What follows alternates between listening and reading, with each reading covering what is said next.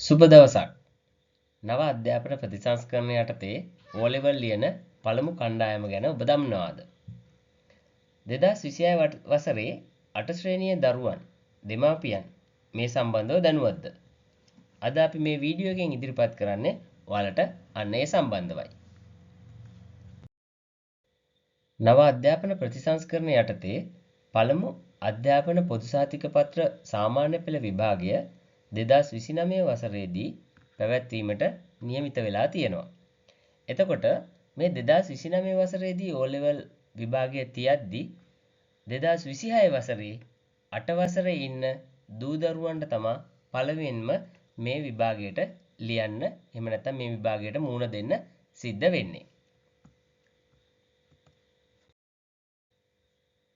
අපස සාමාන්‍ය පෙළ විභාගය සඳහා හර විෂය මාලාවේ විෂයන් 7ක් පමණක් දරුවන්ට ලබා දී තියෙනවා.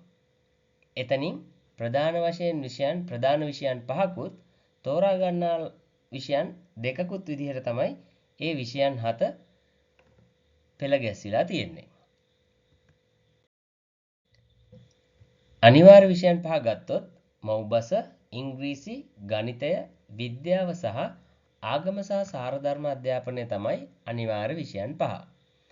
එතකොට මෙතන මේ පෙන්නන තෝරා ගන්නා ලද විෂයන් තියෙනවා. මෙතන විෂයන් තියෙනවා 1යි 2යි 3යි 4යි 5යි 6යි 7යි 8යි 9ක් තියෙනවා. ඒ 9න් ඔයාලා කැමති විෂයන් දෙකක් තෝරා ගන්න පුළුවන්.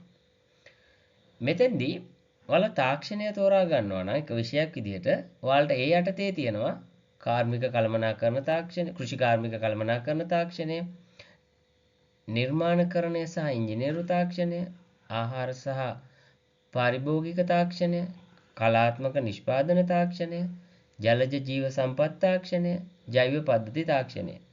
මෙතන තියෙනවා විෂයන් 6ක්.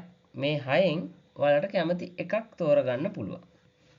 ඊට අමතරව ඔයාලා කැමති නම් සෞන්දර්ය අධ්‍යාපනයේ පැත්තෙන් ඉස්සරහට අධ්‍යාපනය කරන්න. එතකොට ඔයාලට තියෙනවා පෙරදිග සංගීතය, කර්ණාටක සංගීතය, ಭಾರತ නර්තනය, නාට්‍ය හා රංග කලාව, බටහිර සංගීතය, පෙරදිග නර්තනය, චිත්‍ර කලාව. මේ විදිහට මෙතනිනුත් ඔයාලට එක සබ්ජෙක්ට් එකක් තෝරගන්න පුළුවන්. ඒ කියන්නේ තාක්ෂණය සහ සෞන්දර්ය අධ්‍යාපනය යටතේ අපිට තව විෂයන් ගොඩක් තියෙනවා. එතනින් ඔයාලා කැමති එකක් තෝරගන්න පුළුවන්. එක්කෝ මේ දෙකෙන් කැමති දෙකක් තෝරගන්න පුළුවන්. එහෙම නැත්නම් මේ උඩින් සඳහන් වෙලා තියෙන විෂයන් වලින් ඕන එකකින් එකක් තෝරගන්න පුළුවන්.